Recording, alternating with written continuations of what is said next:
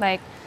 Saya boleh minta tanggapan juga langsung dari Pak Marwan ya. Ini kan kalau pernyataan Bu Titin sendiri mengatakan bisa dibilang mendapatkan intimidasi yang cukup kuat sehingga membuat takut kemudian bahkan untuk mengajukan PK sendiri. Kalau dari Pak Marwan sendiri bagaimana kemudian akhirnya bisa terjun ya sampai proses sejauh ini juga Pak? Saya Mbak ya? Ya. Kalau Ibu Titin mungkin karena ada perempuan ditakut ya. Kalau sama saya, kebetulan saya mantan TNI Mbak ya. Tidak akan terjadi seperti itu Mbak. Akan kami lawan. Perlawanan kami pertama kali adalah kami melakukan pra-peradilan. Pra-peradilan nanti, setelah kami mendaftarkan pra-peradilan, saya datang ke KY, saya datang ke KY dan datang ke Badan Pengawas Mahkamah Agung. Kami minta agar dimonitor, benar-benar fair di persidangan ini. Apabila pra-peradilan kami ditolak, kami masuk ke pokok perkara. Saya akan datang ke Kejaksaan Agung. Saya minta agar ini dimonitor. Itu Mbak. Maksud saya tidak akan saya biarkan begitu aja. Pasti akan all out menghadapi permasalahan ini Mbak. Oke, kita tentunya masih menunggu bagaimana proses yang dilakukan oleh seluruh pihak kuasa hukum. Prof. Suparji, ini kalau dari pernyataan Bu Titin kan artinya mungkin dari pihak kuasa hukum sendiri pada beberapa tahun yang lalu mungkin mendapatkan intimidasi ataupun mendapatkan situasi yang mengancam ketika pada saat ingin mengajukan upaya hukum. Jadi bagaimana sebenarnya ini sangat mempengaruhi terhadap putusan pengadilan sendiri pada saat itu Pak? Nanti bisa dijawab usai jeda, sesaat lagi kami kembali pemirsa. Prof. Suparji, kalau tadi pernyataan dari Bu Titin menyebutkan pada 7 tahun yang lalu mendapatkan intimidasi, bahkan ada benteng yang begitu besar. Yang jadi pertanyaan adalah apa sih sebenarnya dasar dari hakim ini bisa memutus atau mengadili para terpidana ini bersalah? Karena tidak bisa dipungkiri Pak, tidak hanya pihak kepolisian tapi juga jaksa dan juga hakim menjadi sorotan juga ini.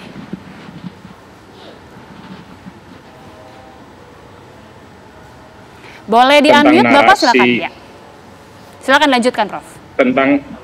Tentang narasi menghadapi benteng yang kuat tadi, apakah identik dengan adanya sebuah intimidasi atau kemudian sulitnya membuktikan dalil-dalilnya dalam konteks pembelaan gitu. Karena jangan sampai ada sebuah narasi yang kemudian menjadi legitimasi publik adanya sebuah pembenaran terhadap intimidasi yang kemudian menyebabkan kegagalan dalam melakukan pembelaan. Kalau itu yang terjadi, saya kira sama sekali tidak boleh terjadi. Artinya apa? Tidak boleh siapapun melakukan intimidasi ya. Karena mekanisme pengawasan saya kira sudah secara proporsional, secara prosedural dilakukan.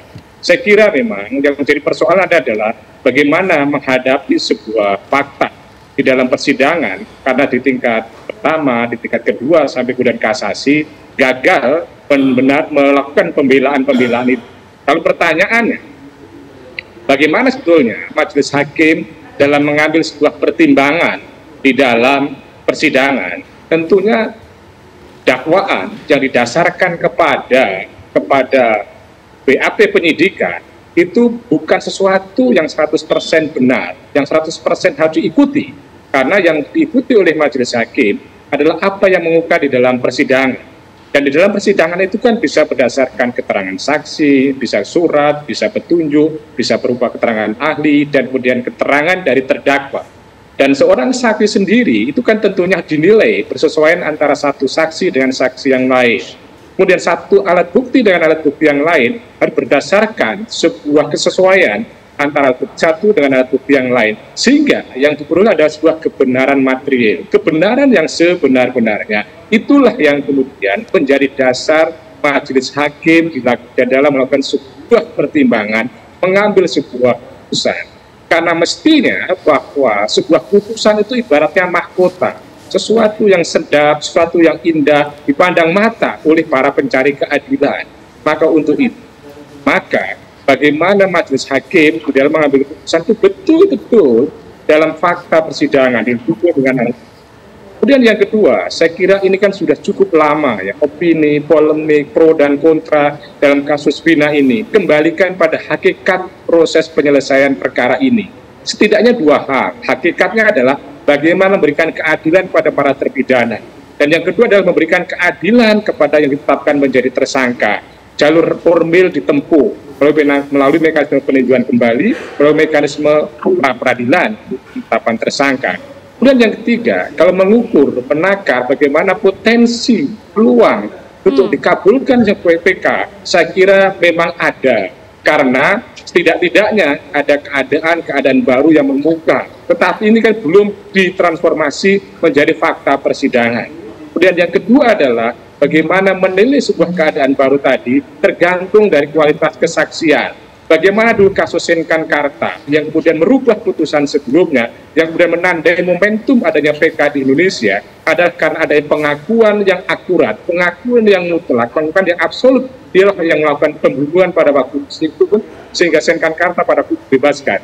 Jadi untuk menakar keberhasilan PK tergantung dari kualitas kesaksian.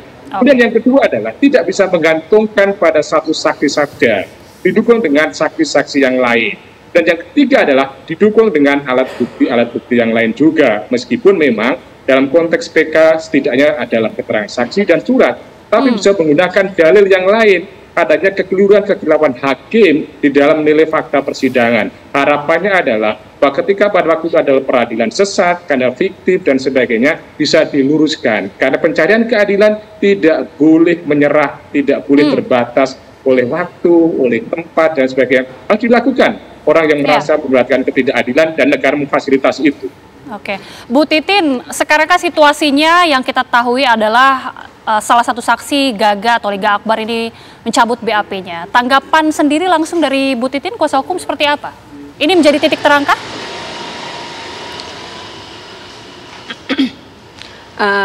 Kalau dari fakta persidangan terdahulu sebetulnya saya sangat mencurigai Liga Akbar itu berkata benar pada saat di persidangan.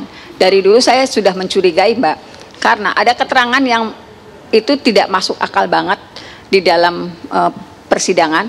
Jadi ketika Liga Akbar dikejar, Eki dan Liga Akbar dikejar, dia masuk ke dalam gang.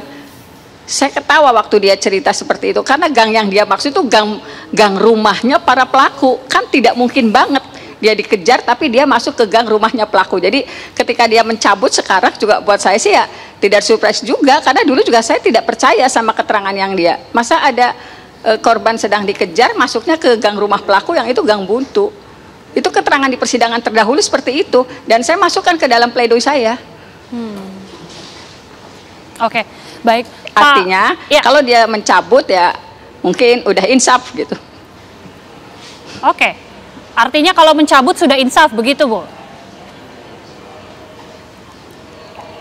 Ya, udah insaf. Kalau keterangan dulu itu memang dia karena dari gestur tubuh, dari dan sebagainya, saya paham betul dia berbohong. Saat itu saya paham betul dia berbohong, walaupun dia disumpah. Saya paham betul dia berbohong.